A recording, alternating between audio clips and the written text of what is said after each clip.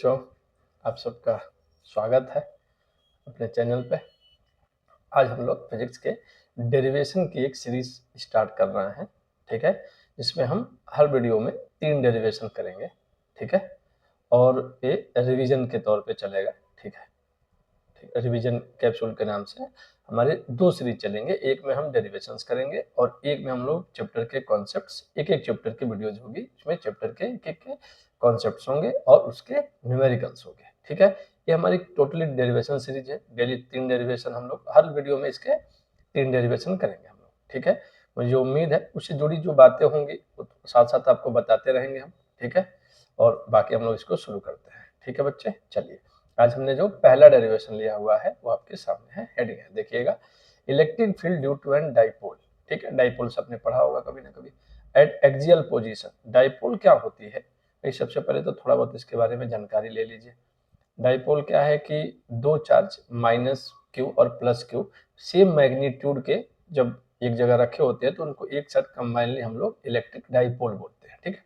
अब इसके axial position की बात है, तो सबसे पहले हमने क्या किया, आपको एक बात मैं और समझा दूं पहले, जैसे थोड़ा सा ध्यान से देखिएगा। अगर ये माइनस क्यू है और ये प्लस क्यू है बच्चों, तो डाइपोल की लेंथ 2l ली जाती है या 2a लेते हैं कई बार, कोई बात नहीं, 2l लेते हैं। 2 क्यों लेते हैं, ये आगे चल के आपको डेरिवेशन में हेल्प करेगा, कैलकुलेशन थोड़ी आसान होती है, इसलिए इसको 2l लिया जाता है और कोई बात नहीं बच्चों, ठीक।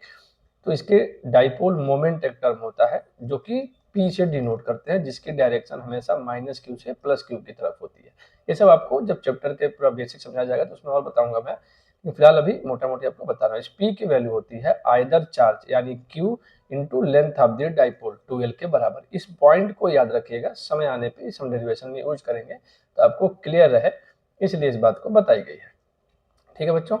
इतनी बात क्लियर है सबको? ठीक है, चलिए चलते हैं अपने डेरिवेशन की शुरुआत करते हैं, ठीक है बच्चों। ध्यान दीजिएगा, हमने क्या किया, एक इलेक्ट्रिक डाइपोल लिया और डाइपोल हमने कुछ इस तरीके से लिया है ताकि आपको दिक्कत ना लगे। ये हमारा एक डाइपोल है। मैंने कहा जी यहाँ पे माइनस क्यू है और इस वाले एंड पे हमारे प्लस क्यू है, ठीक है।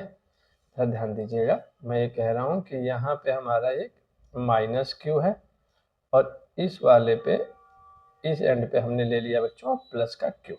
ध्यान रखिएगा, ये डाइपोल का सेंटर है O और इस डाइपोल की टोटल लेंथ हमने मान ली बच्चों 2l। क्लियर है बच्चों? और इस O से डाइपोल चूंकि बहुत स्मॉल होता है बच्चों, तो इसके सेंटर से r डिस्टेंस पे हमें देखिए एक्सियल पोजीशन पे निकालना है। तो एक्सियल पोजीशन का मतलब क्या होता है, इसके अलाइन, चाहे इस साइड निकालिए चाहे इस साइड फाइंड कीजिए, उससे कोई फर्क नहीं पड़ रहा। तो ध्यान से देखिएगा बच्चों, ठीक है। और इक्विटोरियल का मतलब ठीक इसके परपेंडिकुलर, ठीक। जब वो हम लेंगे कभी आएगा वो डेरिवेशन में तो हम उस पर चर्चा कर लेंगे, ठीक है। फिलहाल के लिए अभी आप इसको ये देखिए कि हमने क्या किया, इसके एक्सियल पोजीशन पे ध्यान दीजिएगा बच्चों। इसके एक्सियल पोजीशन पे हमने एक पॉइंट लिया P और इस P पॉइंट पे हम इलेक्ट्रिक फील्ड कैलकुलेट करना चाहते हैं, इलेक्ट्रिक फील्ड की इंटेंसिटी कैलकुलेट। मैं कह रहा हूँ कि ये जो डिस्टेंस है हम लेट कर लेते हैं R, ठीक है। कई बार बच्चों को डेरिवेशन में सबसे बड़ी समस्या ये होती है कि सर जो ये ऊपर लिखा हुआ है, जो ये थियरी है, क्या ये लिखना जरूरी है? बच्चों कैसे पता कि आप, जैसे मान लीजिए कि किसी ने 12 की जगह 2a लिया, तो एग्जामिनर जब आपकी कॉपी चेक करेगा उसे कैसे पता कि आपने क्या लिया है 12 और क्या लिया है 2a? इसलिए मेंशन करना जरूरी है। तो सबसे पहले ये याद रखने की भी जरूरत नहीं है।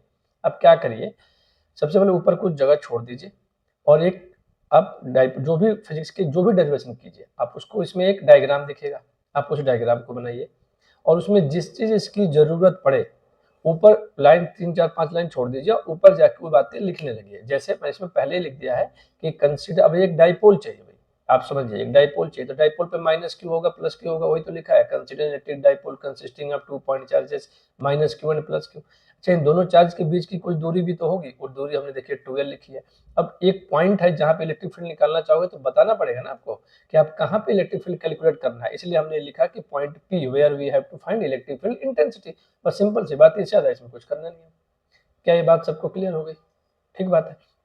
अब यहाँ P पे निकालना है बच्चों, तो ध्यान दीजिएगा, 2 पॉइंट चार्ज है माइनस क्यू और प्लस क्यू। पॉइंट चार्ज की वजह से इलेक्ट्रिक फील्ड का फार्मूला सबने पढ़ा, Q/4 pi epsilon not R²। तो हमारे पास इस पॉइंट चार्ज से इस पॉइंट P तक की दूरी, इस जो ये डाइपोल है, अगर मैं इसको A मान लूं और इस पॉइंट को अगर मैं B मान लूं, तो A से P की दूरी जो है वो हमको देखनी पड़ेगी। अगर डाइपोल L है तो A वाली लेंथ हमारे लिए L हो जाएगी बच्चों, और A वाली लेंथ भी हमारे लिए L हो जाएगी। क्या ठीक बात है इतनी? तो A वाली डिस्टेंस आप सभी लोग समझ पा रहे होंगे कि R प्लस L हो जाएगी। क्या ठीक बात है? यहाँ तक क्लियर है सबको ये बात? ठीक है। और जब A वाली डिस्टेंस आप देखेंगे तो A वाली डिस्टेंस आपकी R माइनस L होती हुई दिख रही है। क्या ठीक बात है? ठीक है। अब सभी लोग यहाँ से गौर करना शुरू करेंगे। माइनस क्यू, किसी भी पॉइंट चार्ज से इलेक्ट्रिक फील्ड का फॉर्मूला क्या होता है? Q अपन 4πε0r²। तो सबसे पहले बच्चों क्या करना चाहिए, जिस पॉइंट पे इलेक्ट्रिक फील्ड निकालना है, गौर से सुनिएगा बात को, वहां पे ना आप एक +1 कूलम का चार्ज अपने मन में एज्यूम करो कि यहाँ पे +1 कूलम का एक चार्ज होगा। तो ये निगेटिव चार्ज इस पॉइंट चार्ज को क्या करेगा? ये जो +1 कूलम है इसको क्या करेगा? अट्रैक्ट करेगा। ऑब्वियस है, निगेटिव है, पॉजिटिव पॉजिटिव ही मानना है उस पॉइंट पे, तो अट्रैक्ट करेगा तो किधर करेगा भैया? अपनी तरफ अट्रैक्ट करेगा। मैंने कहा इस इलेक्ट्रिक फील्ड की वैल्यू है E1। क्लियर है? इस इलेक्ट्रिक फील्ड की वैल्यू है E1, इलेक्ट्रिक फील्ड इंटेंसिटी की वैल्यू है E1। अच्छा, ये जो प्लस क्यू चार्ज है ये क्या करेगा? इसको रिपेल करेगा। किधर करेगा? E2, इधर को करेगा। ऑब्वियस है, ये E1 हो गया बच्चों, और ए वाला पार्ट हमारा जो है वो ई हो गया। क्लियर है सबको ये बात? ए वाला पार्ट हमारा जो है वो ई है, तो हमने इसको ई ले लिया है, E1 ले लिया, इसको E2 ले लिया। क्लियर? अब हमें पहले E1 और E2 निकालना है। हमें देख रहे हैं कि दोनों के बीच के एंगल 180 डिग्री है, यानी ठीक अपोजिट है। तो या तो E2 माइनस E1 करना होगा या फिर E1 माइनस E2 करना होगा, तो डिपेंडिंग कि किसका क्या है। ठीक, अब देखिए, अब आपको यहीं पे बच्चे डरते हैं कि फिर मैं कैसे लिखूंगा या मैं क्यों लिखूं इस बात को। ऐसे नहीं हो सकता बच्चों, ध्यान देना पड़ेगा आपको इस बात का कि क्या आपने E1 किसकी वजह से है ये मुझे कैसे पता? ये किसी भी एग्जामिनर को कैसे पता? नहीं मालूम। तो हमको क्या करना है, हमको बताना पड़ेगा कि E1 किसकी वजह से इलेक्ट्रिक फील्ड है, E2 किस वाले चार्ज की वजह से इलेक्ट्रिक फील्ड है। ठीक है, तो अगर मैं ये कहूं कि if E1 is electric field intensity, electric field intensity at P due to charge at A minus Q। Clear है? तो इलेक्ट्रिक फील्ड लिखना है बच्चों, केवल मैग्नीट्यूड लिखना है। क्या लिखना है? केवल मैग्नीट्यूड लिखना है। ठीक है, तो ध्यान दीजिएगा, अगर मैं इसका मैग्नीट्यूड लिखता हूं तो फॉर्मूला क्या कहता है? Q upon 4πε0। इस माइनस Q से इस P पॉइंट की दूरी कितनी है? R प्लस L का होल स्क्वायर। ठीक, ये मेरा इक्वेशन 1 है। ये है कैसे? डायरेक्शन इसकी क्या है? Along P A. क्या ये क्लियर है? क्या ये पी से ए की तरफ है, हाँ या ना? सिमिलरली अब आप क्या लिखेंगे? Suppose E2 is the electric field intensity due to charge at B, यानी कि प्लस Q। ऑब्वियस है, हाँ या ना बच्चों? ठीक है, तो ये बात सब लोग समझ पा रहे होंगे कि यहाँ पे मुझे क्या लेना है? At B. क्या यहाँ तक सबको क्लियर है? तो मैं अगर E2 लेता हूँ बच्चों, तो E2 हमारा हो जाएगा, मैग्नीट्यूड ही लेना है, यानी Q upon 4πε0 R minus L का होल स्क्वायर। ये मेरा हो गया इक्वेशन नंबर 2। ठीक बात है यहाँ तक? अब दोनों का मैग्नीट्यूड निकाल लिया, मुझे ई नेट पता करना है। ई नेट अगर मुझे पता करना है तो मैं क्या करूंगा भैया, ध्यान से समझिएगा। अब मुझे देखना होगा कि E1 ज्यादा है कि E2 ज्यादा है। अब जरा गौर कीजिए, इतना पार्ट तो सबका सेम है, Q अपन 4πε0। इसकी डिनोमिनेटर ज्यादा है, इसकी डिनोमिनेटर कम है। और वैसे भी समझिए, पॉइंट किस चार्ज से नजदीक है? Q वाले से, प्लस Q यानी B वाले से। तो बी वाले से इलेक्ट्रिक फील्ड क्या था? E2। तो ऑब्वियस है कि E2 ज्यादा होगा, E1 कम होगा। समझ में आ रही है बात, नहीं आ रही है? तो अब मैं जब नेट निकालने जाऊंगा, दो चार पॉइंट चार्ज थे, दोनों के वजह से लिख दिया। नेट निकालना है, सिंपल सी बात है, सुपरपोजिशन प्रिंसिपल के हिसाब से काम कर रहे हैं हम लोग। तो E का मैग्नीट्यूड, यानी E मैंने कहा नेट है, तो हो जाएगा E2 माइनस E1 का मैग्नीट्यूड। अगर आप ऐसा करोगे तो ध्यान से देखोगे बच्चों कि Q अपॉन 4πε0 बाहर हो जाएगा, 1 अपॉन r माइनस एल का whole square upon 1 upon r plus L का होल स्क्वायर। ठीक, अब सिंपल हमको इसको कैलकुलेट करना है, बस इस बात को ध्यान रखिए। Q अपॉन 4πε0 एलसीएम ले लेंगे, r प्लस एल का whole square r minus L का whole square upon r minus L r plus L. और देखिए बच्चों, ये आपके सुविधा के लिए कर रहा हूँ, मैं एक ही साथ होल स्क्वायर लिख रहा हूँ ताकि आपको कुछ कैलकुलेशन में आसानी लगे। क्या ऐसा कर सकता हूँ, हाँ या ना? ठीक, अभी देखिए क्या लिखा है, A square minus B square, तो ए प्लस बी यानी R plus L plus R minus L, एक ब्रैकेट में ए प्लस बी और एक ब्रैकेट में A minus B. A minus B का मतलब हो गया R plus L minus B करोगे, बी की जगह क्या है आर माइनस एल, तो माइनस का मल्टीप्लाई करोगे तो ये ऐसे मिलेगा, हाँ या ना? माइनस ए प्लस बी किया है, रटना नहीं है बच्चों, ए स्क्वायर माइनस बी स्क्वायर का ए प्लस बी और एक ब्रैकेट में ए माइनस बी, तो ए की जगह आर प्लस एल है, माइनस बी करोगे तो माइनस आर प्लस एल हो जाएगा। क्या ठीक बात है? और जरा ध्यान दीजिए, ये लिखा है ए माइनस बी ए प्लस बी और इस पूरे का होल स्क्वायर है, तो इसको क्या लिख सकते हो, ए स्क्वायर माइनस बी स्क्वायर और इस पूरे का क्या चल रहा है, होल स्क्वायर चल रहा है। क्या ठीक बात है? देखिएगा इसमें एल से एल कैंसिल हो गया, हाँ या ना? यहाँ आर से आर कैंसिल आउट हो गया, तो हमको मिला क्या बच्चों, यहाँ से ध्यान से देखिए क्या बच गया हमें, क्यू अपॉन 4πε0, ऊपर यहाँ पे क्या मिला हमें, r plus r 2r, l plus l 2l, ठीक बात, और नीचे मिल गया r square minus L square का होल स्क्वायर। क्लियर है बच्चों? क्या ये मेरा ई नेट है? क्लियर है? बट आप जानते हैं कि Q into 2L equal to P, यानी कि डाइपोल मोमेंट क्या होते हैं, डाइपोल मोमेंट। आपको स्टार्टिंग में मैंने ये बात समझाई है, तो मैं इसकी जगह अगर चाहूँ तो लिख सकता हूँ E इक्वल टू, अगर आप गौर करोगे बच्चे थोड़ी देर तो ध्यान से देखो, इस Q और इस 2L को हटा करके मैंने लिख दिया 2PR, ये 2R था तो 2R लिखा और एक ही जगह P हो गया तो P लिखा upon 4πε0 R square minus L square का होल स्क्वायर। ठीक है, ठीक बात है इतनी? ठीक, तो ये हमारा नेट आ गया बच्चों। ये ध्यान रखने वाली बात है कि ये मेरा ओरिजिनल फार्मूला है, मैंने कोई अप्रोक्सीमेशन नहीं लिया है। ये इक्वेशन नंबर 3 है। अब इसके बाद ये कहा जाता है कि अगर डाइपोल बहुत छोटा है, इफ डाइपोल, जो कि आपने स्टार्टिंग में लिखा था small dipole, if dipole is very small, अगर डाइपोल बहुत छोटा है बच्चों तो L जो है वो बहुत ही छोटा होगा R से, तो नेगलेक्ट L स्क्वायर। ठीक, तो जो हमारा E बनेगा बच्चों वो क्या मिलेगा, 2PR अपॉन 4πε0 R की पावर 4, एक R से एक R कैंसिल हो गया, तो हमारा E जो मिला, अगर मैं इसको लिख दूं एक्सियल ताकि हमें याद रहे, तो क्या ये 2P अपॉन 4πε0 R क्यू आया। ध्यान रखना बच्चों, ये अप्रोक्सीमेशन का फार्मूला है, एक बात हमेशा इस बात को ध्यान रखिएगा कि ये अप्रोक्सीमेशन का फार्मूला है इक्वेशन नंबर 4। ठीक है, यहीं तक हमारा डेरिवेशन समाप्त होता है बच्चों। यहाँ तक कोई डाउट किसी को? ठीक है, दिक्कत हो तो पीछे जाके एक बार फिर से देख सकते हैं इन चीज़ों को आप कि कैसे कैसे बताया गया। ठीक बात है? ठीक है बच्चों, यहाँ तक ठीक है। ध्यान दीजिएगा, एक बात यहाँ पे लिखी है मैंने कि direction of net electric field intensity is along dipole moment axial position में, इस बात का ध्यान रखिएगा। तो ई एक्सियल, क्योंकि E2 ज़्यादा था तो नेट का डायरेक्शन E2 के डायरेक्शन में आएगा, E2 की डायरेक्शन डाइपोल मोमेंट की डायरेक्शन। ठीक बात है? तो इस लाइन को सभी लोग बहुत ध्यान से याद रखेंगे, आपके न्यूमेरिकल्स में काफ़ी मदद करता है ये कभी कभार। ठीक है, चलिए आज के हम सेकेंड डेरिवेशन पे चलते हैं बच्चों।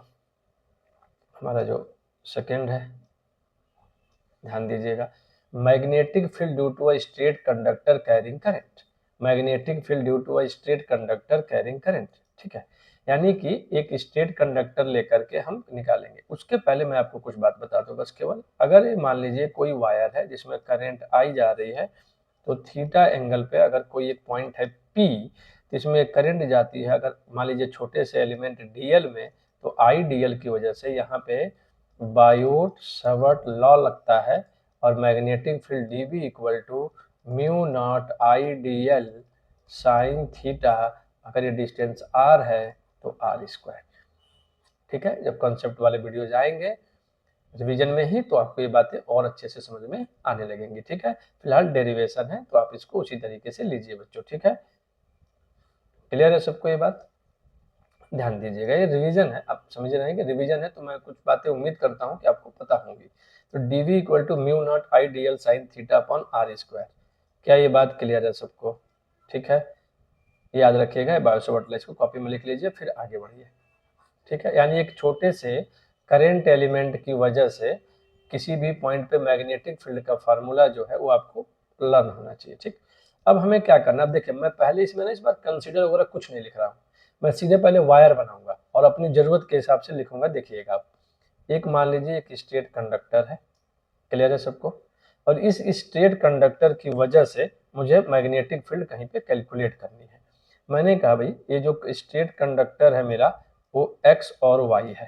ठीक, इससे ठीक परपेंडिकुलर डिस्टेंस पे मैंने एक पॉइंट ले लिया P, जहां पे मैं मैग्नेटिक फील्ड कैलकुलेट करना चाहता हूं बच्चों। ठीक, तो पूरे वायर में जो करंट है वो आई जा रही है। ठीक है, ठीक बात है इतना, तो हमें ये पूरी जानकारी तो है नहीं, पूरे वायर की वजह से हम मैग्नेटिक फील्ड जानते नहीं, क्योंकि बायोट सावर्ट ने जो हमें बताया वो ये बताया कि किसी छोटे एलिमेंट की वजह से। तो मैंने क्या किया बच्चों, यहाँ पे एक छोटा सा एलिमेंट ले लिया, जरा ध्यान से देखिएगा इस बात को, और इस करंट एलिमेंट से इस पॉइंट P की जो दूरी थी वो r थी। ठीक है, जहां पे मैं मैग्नेटिक फील्ड कैलकुलेट करना चाहता हूं। मैंने कहा कि ये जो एंगल है ये थीटा है, थीटा एंगल पे मैंने इसको देख लिया। अच्छा, यहाँ मान लीजिए आप इसको आप थीटा मान लीजिए, और इसको आप थीटा फाई मान लेते हैं बच्चों, थोड़ा सा ना ये आपके लिए आसानी हो जाएगी कि ये क्या है। मैंने कहा भैया ये फाई है, क्लियर है। अब मुझे इस पॉइंट पे मैग्नेटिक फील्ड चाहिए, क्लियर बच्चों इतना? तो अगर इस पॉइंट पे मुझे अगर मैग्नेटिक फील्ड चाहिए तो मुझे क्या करना होगा, जरा सा ध्यान से देखेंगे आप अगर, तो मैं क्या करूंगा बच्चों, वायर के छोटे एलिमेंट से तो मैं यहाँ लिख दूंगा, लेकिन मुझे पूरे वायर को लेना है। तो इसलिए मैंने क्या किया कि पूरे वायर से निकालने के लिए हमने क्या किया कि यहाँ से एक इसको मिला दिया हमने, ताकि पूरा वायर कवर हो जाए। अब इस वायर को ऐसे कवर करना आसान नहीं था बच्चों, तो मैंने कहा कि एक एंगल मान लेते हैं, कितने एंगल में कवर होगा, ये अल्फा मान लेते हैं, और इस एंगल को हम बीटा मान लेते हैं। ये परपेंडिकुलर जो डिस्टेंस है इसको हम ए मान लेते हैं। ठीक है, क्या ठीक बात है? ये जो परपेंडिकुलर डिस्टेंस है इसको हम बच्चों ए मान लेते हैं, और ये है मेरी पॉइंट पी, क्लियर है। अब जरा गौर से देखिए इसमें हुआ क्या, हमने क्या क्या किया इसमें, सभी लोग इस बात का ध्यान दे पा रहे हैं क्या? क्या किया बच्चों इसमें हम लोगों ने, क्या किया बच्चों इसमें, सभी लोग ध्यान दे पा रहे हैं? ठीक है, चलिए अब जो जो मैंने लेट किया, तो सबसे पहले मैंने क्या लेट किया भैया, सबसे पहले लेट किया एक वायर। तो मैंने लिखा कंसीडर, जरा ध्यान से देखिए, मैं डायग्राम बनाने के बाद लिख रहा हूं, कंसीडर अ वायर, वायर का नाम क्या दिया, एक्स वाई। ठीक है, क्लियर है। कैरिंग करंट, इसमें करंट जा रहा है बच्चों कितना,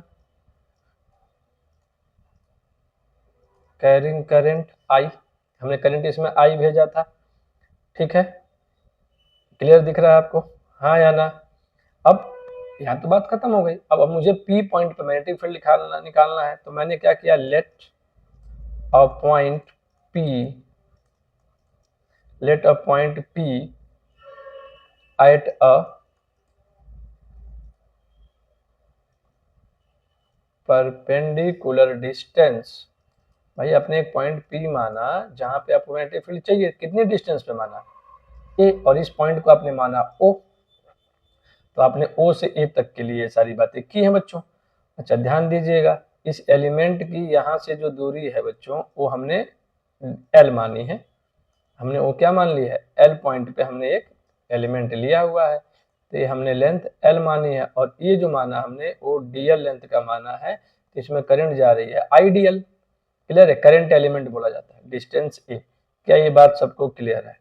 ठीक है, फ्रॉम द स्ट्रेट कंडक्टर। कहाँ से माने हैं आप? स्ट्रेट कंडक्टर से।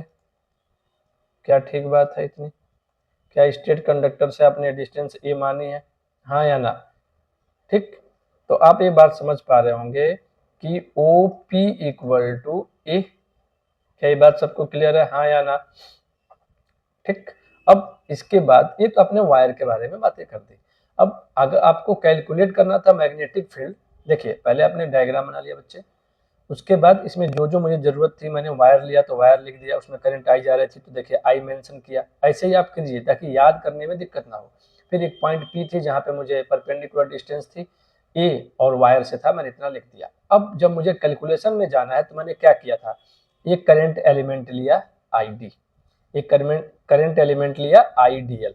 ठीक है, तो हमने क्या किया, लेट, यहाँ से जरा ध्यान दीजिएगा बच्चों, let a small current element, ठीक है, let a small current element I dl, consider लिख लेते हैं बच्चों, ज्यादा अच्छा शब्द रहेगा यहाँ पे हमारे लिए।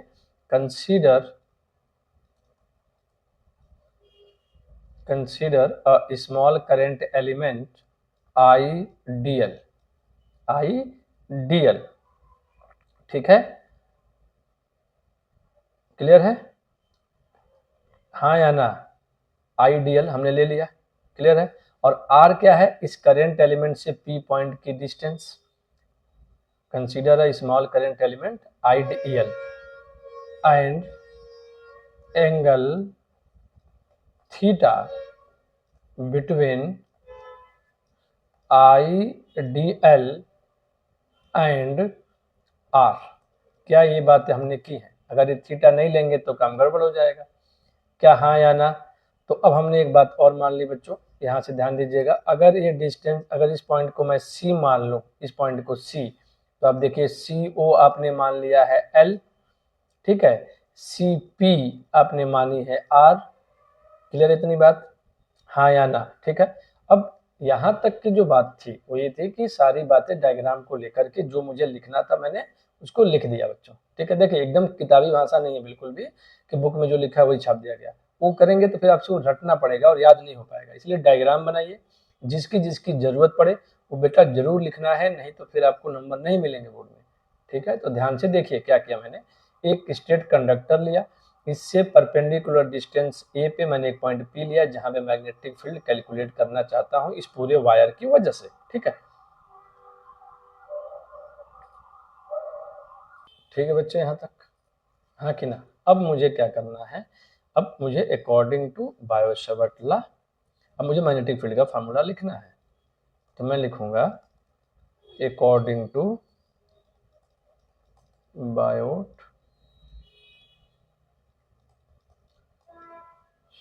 लॉ, ठीक है, magnetic field, the magnetic field at P, magnetic field at P due to current element IDL is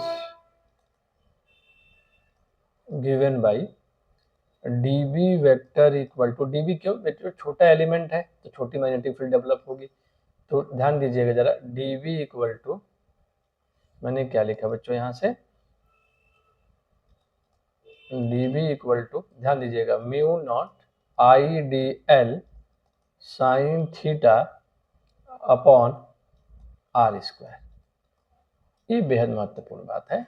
simple, एक करंट एलिमेंट की वजह से अगर वो करंट एलिमेंट पे ही एंगल थीटा बन रहा हो तो आप ये काम कर सकते हैं। क्या ठीक बात है? अच्छा, फाई जो है वही तो कवर कर रही है, अल्फा से बीटा तक फाई ही कवर कर रहा है। तो जो थीटा है उसको हमने कैलकुलेट कर लिया। ठीक बात है? तो ध्यान दीजिएगा, अब B d v vector equal to mu naught I d l sine theta upon r square, d v vector equal to mu naught I d l sine theta upon r square. क्या ठीक बात है इतनी?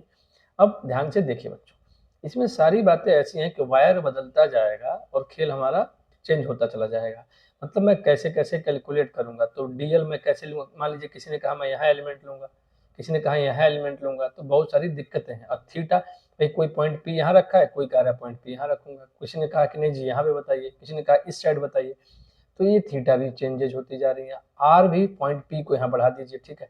इस are की calculation भी हमारे लिए बहुत टफ काम हो जाएगा बच्चों। तो हम क्या करेंगे, हम सारी चीज़ों को रिप्लेस करेंगे उसके टर्म्स में जो चीज़ें हमारे लिए ऑब्जर्व करनी या फाइंड कर पानी हमारे लिए आसान होती हैं। इसी कारण एक एक करके मैं इनमें से सारी चीज़ों को हटाऊंगा। आपके पास ट्राइंगल है पी ओ सी, इसी ट्राइंगल की हेल्प से हम सारी बात करेंगे, ठीक है। इस डायग्राम को याद रखिएगा बच्चों, इस डायग्राम बेहद इंपॉर्टेंट है, ठीक है। तो सबसे पहले हम चलते हैं इन ट्राइंगल पी ओ सी। इस ट्राइंगल पी ओ सी में आप अगर देख पा रहे होंगे तो देख पा रहे होंगे theta plus phi equal to 90 degree. क्या ये बात गिवन है हमको? तो theta equal to 90 minus phi, क्योंकि ट्राइंगल में अगर आप गौर कीजिए इस ट्राइंगल के इंटरनल एंगल का सम 180 होता है। तो अगर ये 90 है तो इन दोनों का सम 90 होना ही चाहिए, तभी 180 हो पाएगा। ठीक बात है, हाँ या ना? तो 90 माइनस फाइव हो गया। अब दोनों तरफ आप साइन ले लीजिए,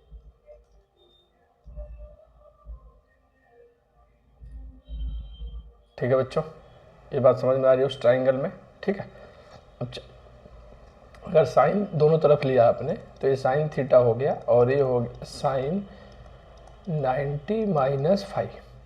तो आपको यहाँ से दिख रहा होगा कि sine theta, sine 90 minus theta simply हो जाएगा कॉस फाइव। क्या ये बात आपको याद रहेगी बच्चों? हाँ या ना? ठीक। अब इसके बाद जब आप यहाँ तक आ गए, ठीक है, अब यहाँ से ज़रा ध्यान दीजिएगा, इसी ट्राइंगल में आल्सो अगर मैं कॉस फाइव लूँ तो बेस अपॉन हाइपोटेन्यूज, बेस कितना है ए, हाइपोटेन्यूज कितना होगा आर। तो यहाँ से अगर आप देखेंगे गौर से तो यहाँ से आप चाहें तो बच्चों आर इक्वल टू लिख सकते हैं ए अपॉन कॉस फाइव। मैं आर को भी हटा चुका हूँ, ध्यान से समझिएगा। इक्वेशन 1 हो गया, ए 2 हो गया, ए 3 हो गया। तो यहाँ तक बात सबको क्लियर है। एंड अगर मैं इसी ट्राइंगल में tan फाइव ले लूँ तो क्या वो L अपॉन ए होगा? वायर के जहाँ से परपेंडिकुलर डिस्टेंस आपने ली वहाँ से L लेंथ नीचे ही तो हमने डाइप को माना था उसका, ठीक है। तो अगर मैं इसको लिखता हूँ बच्चों यहाँ से, तो ध्यान दीजिएगा, अगर यहाँ से देखूँ तो मिलेगा L A tan फाइव। अगर मैं फाइव के रिस्पेक्ट में डिफ्रेंशिएट कर दूँ तो DL upon D five equal to A sec square five. तो यहाँ से ध्यान दीजिएगा DL इक्वल टू आएगा A sec square five D five. हाँ या ना? क्या ये बात क्लियर है? तो ये मेरा इक्वेशन नंबर 4 हो गया। अब गौर से देखेंगे अगर इक्वेशन 1 को तो आप सारी बातें लगभग लिख चुके हैं। तो आपको क्या लिखना है, putting the values in 1 from 2 3 and 4। आप जब ये काम करेंगे बच्चों तो आपको ध्यान से देखना होगा कि क्या मिलेगा, ठीक है। इक्वेशन 1 हमारा था क्या, थोड़ा सा इस बात पे ध्यान दीजिए। इक्वेशन 1 जो हमारा था बच्चों, उस इक्वेशन 1 में हमारा इधर था dB और dB इक्वल टू था हमारा mu naught I d l sine theta upon r square. अब सारी वैल्यू हम पुट कर देते हैं, तो dB equal to mu naught I, dl कितना आया हमारा, dl हमारा आया है A sec square five D five. Sine theta कितना था भैया, कॉस फाइव। ठीक बात है, हाँ या ना? अच्छा, आर स्क्वायर तो ठीक है, म्यू नॉट अपॉन 4 पाई, बायो सावर्ट लॉ हम लोगों ने थोड़ा सा यहाँ पे वो किया हुआ है, फार्मूला होता है mu naught upon 4 pi r square, ठीक है। इसको करेक्ट कर लीजिएगा बच्चों, थोड़ा सा यहाँ पे जा करके देख लीजिएगा, म्यू नॉट अपॉन 4 पाई आइडियल साइन थीटा, ठीक है। करेक्ट कर लीजिएगा, वो छूट गई थी बात। यहाँ देखिएगा ये आ जाएगा आपका 4 पाई, आर की वैल्यू कितनी आई है, आर की वैल्यू आई है ए अपॉन कॉस फाइव और इसका है स्क्वायर। क्या ये सारी बातें इतनी क्लियर है? हाँ या ना। अब थोड़ा सा इसको सिंप्लीफाई कर लेते हैं, देखिएगा mu naught I A sec square phi cos phi D phi, ठीक बात है क्या। और ज़रा ये देखिए, ये लिखा हुआ है 4 पाई ए स्क्वायर और कॉस स्क्वायर फाई, और यहीं ऊपर चला जाएगा तो ये क्या मिलेगा, सेक स्क्वायर फाई। अब आप देख पा रहे होंगे कि एक ए से एक खल्लास हो गया, कॉस सेक स्क्वायर फाई से सेक स्क्वायर फाई चला गया, और हमारा जो डी बी है वो सिंपल बच गया mu naught I cos phi D phi upon 4 pi A, equation number हमारा 5। अब जरा चलते हैं इस पे, ध्यान से देखिएगा। अगर डी छोटे एलिमेंट की वजह से था, तो जब मुझे पूरे वायर की वजह से कैलकुलेट करना होगा बच्चों, जब मुझे पूरे वायर की वजह से देखना होगा, तो मुझे पूरा इंटीग्रेट करने आना चाहिए, हाँ या ना। तो ज़रा ध्यान से देखिएगा, हम डायग्राम पे चलते हैं फिर से, और देखिए ये जो फाई है यहाँ पे आपको जो ये फाई दिख रहा है बच्चों, ये फाई ही को अगर मैं बढ़ाते जाऊँ तो यही अल्फ़ा के बराबर हो जाएगा। अगर इस फाई को मैं इस साइड इंक्रीज करूँ तो बीटा के इक्वल हो जाएगा। यानी इस पूरे वायर को अगर मुझे कवर करना हो तो इस फाई को कहाँ से कहाँ लेके चलना पड़ेगा, अल्फ़ा से लेके बीटा तक। अब चूंकि ये बेस लाइन है, तो या तो आप अल्फ़ा को पॉजिटिव मानिए, मतलब ऐसे इस क्लास, अगर आप एंटी क्लॉकवाइज चलना है तो अल्फ़ा पे जाएंगे, क्लॉकवाइज चलना है तो आप बीटा पे जाएंगे। तो या तो आप इसको प्लस मानिए या तो इसको प्लस मानिए। मैंने कहा कि अल्फ़ा को हम नेगेटिव मान लेते हैं और बीटा को हम, यानी कि एंटी क्लॉकवाइज हम नेगेटिव मान लेते हैं और क्लॉकवाइज हम पॉजिटिव मान लेते हैं। यानी माइनस अल्फ़ा ये बता रहा है कि अगर फाई को आप एंटी क्लॉकवाइज चलोगे और उसके बाद फिर क्लॉकवाइज चलोगे तो पूरा वायर कवर हो जाएगा, सीधी सी बात है। तो इसको मैं माइनस अल्फ़ा से बीटा लूँगा, क्योंकि फाई की ही लिमिट रखनी पड़ेगी। और इतनी इंटीग्रेशन की जानकारी आप लोग को होनी चाहिए बच्चों कि अगर मुझे नेट मैग्नेटिक फील्ड निकालना है, ठीक है, क्या करना है बच्चों, नेट मैग्नेटिक फील्ड निकालना है, तो net magnetic field at P is at, तो यहाँ से क्या कह रहा है कि एट पी अगर निकालना हो मुझे इस बात को, तो at P is given by, अगर मैं इसको इंटीग्रेट कर दूं तो ये हो जाएगा डी वी, और अगर इसको इंटीग्रेट करूंगा तो mu naught I cos phi D phi upon 4 pi A. अब एक बात को ज़रा ध्यान दीजिएगा कि फाई, आप समझ रहे इंटीग्रेशन का वेरिएबल क्या है, डी के साथ जो लिखा है, डी के साथ क्या लिखा है फाई, इसका मतलब फाई इसका इंटीग्रल वेरिएबल है। तो ये माइनस अल्फ़ा से प्लस का बीटा हो जाएगा, माइनस अल्फ़ा से प्लस का बीटा में पूरा का पूरा वायर हमारा कवर हो जाएगा। क्यों ऐसा किया गया, क्योंकि अगर एंगल हमारा नेगेटिव है, तो अगर मैं एंटी क्लॉकवाइज चल रहा हूं तो मैं एक को पॉजिटिव और एक को नेगेटिव लूँगा बच्चों डायरेक्शन के लिए, ताकि जब किसी को मैं बोलूँ कि ऐसे नहीं ऐसे चलना है तो वो समझ पाए कि कैसे मूव करने को कहा जा रहा है हमसे, ठीक है। अब इसको चलिए इंटीग्रेट करना है बच्चों हमें, तो जब इंटीग्रेशन करना है तो डी का तो इंटीग्रेशन हमारा बी हो जाएगा, और ये हो जाएगा mu naught I upon 4 pi a integration minus alpha से beta cos phi D phi, ठीक बात है इतना। तो ज़रा ध्यान दीजिएगा, mu naught I upon 4 pi a integration हो जाता है बच्चों साइन फाई और लिमिट माइनस अल्फ़ा से बीटा। अगर मैं लिमिट लग दूँ तो mu naught I upon 4 pi a sine beta minus alpha, क्या ठीक बात है, sign minus theta minus sine theta, तो ये प्लस हो जाएगा। यानी ऐसे समझिए कि साइन के साथ जो एंगल में माइनस है वो बाहर आ जाता है, ठीक बात है, हाँ या ना। तो 4 पाई ए और इसको बाहर लेके प्लस हो जाएगा, तो मैं इसको अरेंज करके ऐसे लिख सकता हूँ क्या, sine alpha plus sign beta. अब इस फार्मूले को कैसे यूज करते हैं आप रिवीजन कैप्सूल के कॉन्सेप्ट वीडियोस और उसमें जब हम इस लेक्चर को बताएंगे तो आपको वहाँ पे बातें क्लियर की जाएंगी बच्चों। ये इक्वेशन नंबर मेरा 6 है, ठीक, यही मेरा ओरिजिनल फार्मूला है।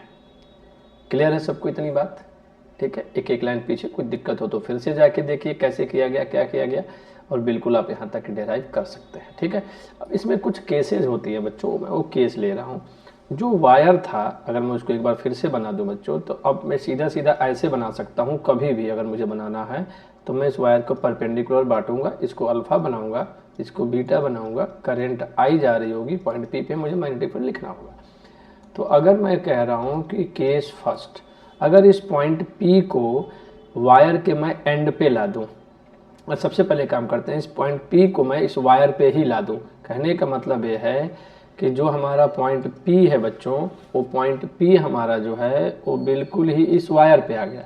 तो ज़रा ध्यान से समझिएगा, अगर ऐसा हुआ तो जो अल्फ़ा है और जो बीटा है ये दोनों 0 डिग्री बने और मैग्नेटिक फील्ड 0 आ जाएगी। उस फार्मूले में रखिए, देख लीजिए, चेक कर लीजिए कि सेकंड देखिएगा, हाँ या ना। अगर ये वायर एक तरफ से इनफाइनाइट हो, पहले तो ये समझिए कि इनफाइनाइट और इसको कैसे करोगे बच्चों।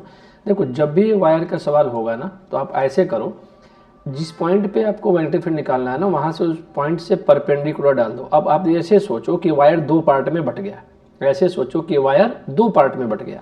2 पार्ट में बट गया का मतलब हुआ बच्चों कि एक जिस पॉइंट जहाँ से आपने परपेंडिकुलर ड्रा कर दी, वहाँ उस पे नोड की तरह ट्रीट करो कि करंट यहाँ आ रही है और यहीं से जा रही है।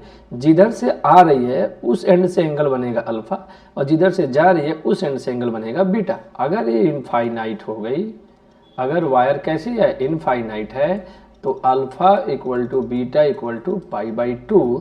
तो जब मैग्नेटिक फील्ड निकालोगे तो mu naught I upon 4πa sine π/2 plus sine π/2, और साइन π/2 की वैल्यू 1 + 1 2 हो जाएगी। तो भी मैग्नेटिक फील्ड आ जाएगी mu naught 2I upon 4πa। ये कभी भी 2 से 4 को कट मत करिएगा बच्चों, क्योंकि इसकी डायरेक्टली वैल्यू 10 की पावर में निकल जाती है। इसकी डायरेक्टली वैल्यू हमें पता होती है, आप थ्योरी वगैरह में पढ़ेंगे, ठीक है। तो मुझे उम्मीद है कि ये बात आप समझ पा रहे होंगे। क्या ये ठीक बात है इतनी, हाँ या ना। अब आप ऐसे समझिए इसको कि अगर पॉइंट वायर के किसी एंड पे रहा, किसी एंड पे रहा तो एंगल 0 बनेगा, और एक तरफ से अगर इनफाइनाइट रहा, मतलब समझिएगा, अगर वायर पे ही आ गया तो 0, वायर के एंड पे आ गया तो 0, ठीक है। केस थर्ड करके आप देख लीजिए एक बार, केस थर्ड देख लीजिए बच्चों एक बार। केस थर्ड क्या कह रहा है, जरा इसको समझिए। अगर मान लीजिए पॉइंट P एंड पे आ गया, इस वायर के यहाँ पे आ गया पॉइंट P, और एक तरफ से वायर इनफाइनाइट है, तो इस केस में अब ये परपेंडिकुलर डल गया, तो अब आप इसको पहचानना होगा। देखिए, यहाँ से बाहर निकलेगा, जो कि वायर इधर है नहीं, तो अल्फा बन गया। अल्फा वाला जो एंड है, मतलब जिधर से करंट आ रही है, वो वाला एंड क्या है, इनफाइनाइट है।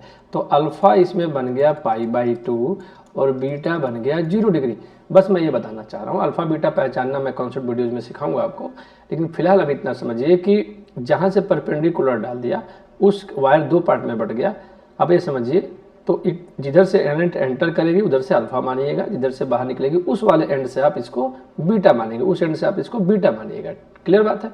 अच्छा जी, तो अगर अल्फा बन गया, बीटा बन गया, तो अल्फा और बीटा आप कैलकुलेट कर पाएंगे बच्चों, ठीक बात है इतनी। तो अगर मैं इसको देखो तो आपको मोटा मोटी 2 बातें 3 बातें याद रखनी है। अगर पॉइंट P वायर के लाइन पे आ गया, वायर के ही अलोंग आ गया, तो 0 हो गया।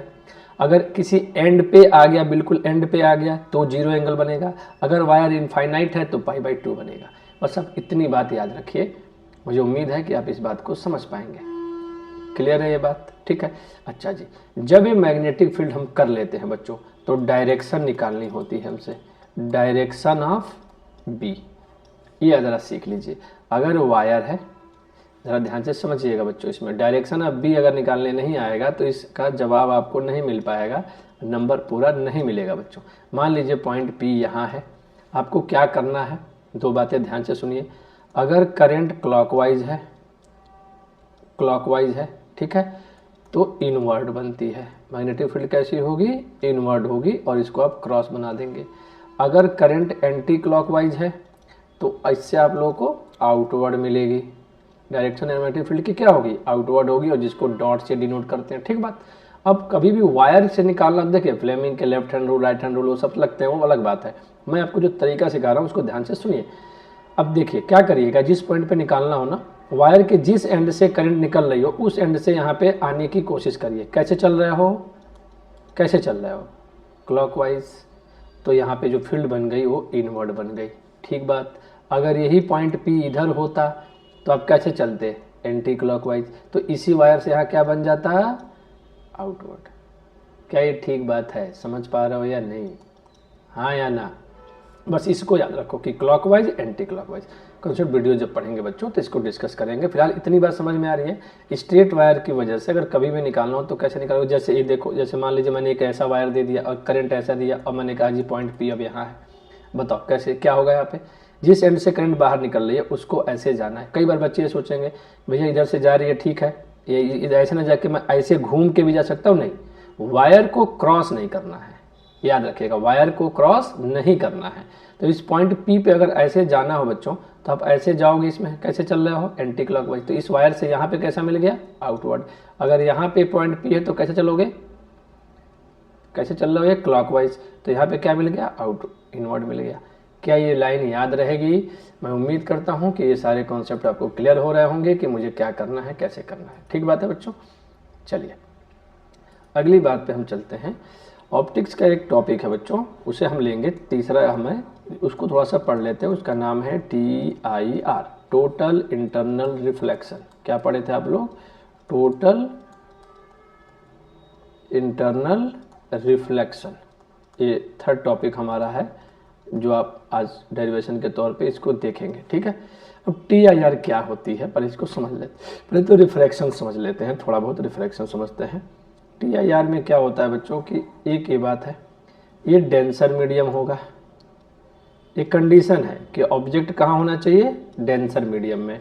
ये हमारा ऑब्जेक्ट O है और इधर का मीडियम रेयरर होगा, तो इसका रिफ्रैक्टिव इंडेक्स μ1 मान लेते हैं बच्चों और इसका μ2 मान लेते हैं। अगर कुछ नहीं होता तो रे ऐसे सीधी जानी चाहिए थी, लेकिन अब जो रे है वो क्या क्या कर सकती है जरा समझिए। मान लीजिए यहाँ गई, यहाँ आपने नॉर्मल ड्रॉ किया, डेंसर टू रेयरर जा रही है, इसका मतलब क्या हुआ, डेंसर टू रेयरर जा रही है इसका। ठीक है बच्चों, तो TIR थोड़ा बहुत आपने पढ़ा होगा, रिफ्रैक्शन में थोड़ा बहुत आपको बता देता हूँ फिर से। रे डेंसर टू रेयर जाती है तो अवे फ्रॉम दी नॉर्मल जाती है। देखिए मान लीजिए हम ऐसे सोचेंगे, कभी इसको बताऊंगा मैं आपको आगे, देखिएगा। मान लीजिए अगर कुछ नहीं होता तो ये रे ऐसे चली जाती, लेकिन अभी कैसे जाएगी, अभी जाएगी अवे, रास्ता तो यही था इसका, लेकिन अवे फ्रॉम द नॉर्मल। एक कैसे डिसाइड करोगे कि अवे एक के पास है, तो ये मैंने अवे कर दिया, ऐसे चली गई। दूसरी कंडीशन ये हो सकती है बच्चों कि यहाँ रे जाए और वो बाहर ना निकले, इसको ग्रेजिंग करती हुई चली जाए, इसी लाइन पे ग्रेज करती हुई चली जाए। ठीक, तो यहाँ पे ये बात आ गई, यानी कि रिफ्रैक्शन एंगल यहाँ पे 90 डिग्री बना है R। ठीक बात। तीसरी बात क्या हो सकती है कि रे यहाँ जाए, ठीक, परपेंडिकुलर बने, नॉर्मल बने और ये सीधे के सीधे जो है इसी में वापस आ जाए। तो जो ये घटना हुई है, जो ये वाली बात हुई है बच्चों, यहाँ पे जो एंगल इंसिडेंस होगा, एंगल रिफ्रैक्टेड होगा, यहाँ पे एंगल इंसिडेंस होगा, यहाँ पे जो एंगल है उसको C मान लेते हैं बच्चों, अक्सर हम लोग IC मान लेते हैं जनरली। चलिए ये जो घटना हुई है इसी को बोलते हैं TIR। तो सबसे पहली बात आती है कंडीशन। कंडीशन क्या है TIR की? पहली कंडीशन है object must be placed in denser medium. ठीक है, और दूसरा ध्यान दीजिएगा बच्चों, जैसे जैसे बढ़ाते जा रहे हो आप एंगल को, वैसे इंसिडेंस एंगल है, इस पे नहीं हुआ TIR, ये आपका एंगल R बन गया।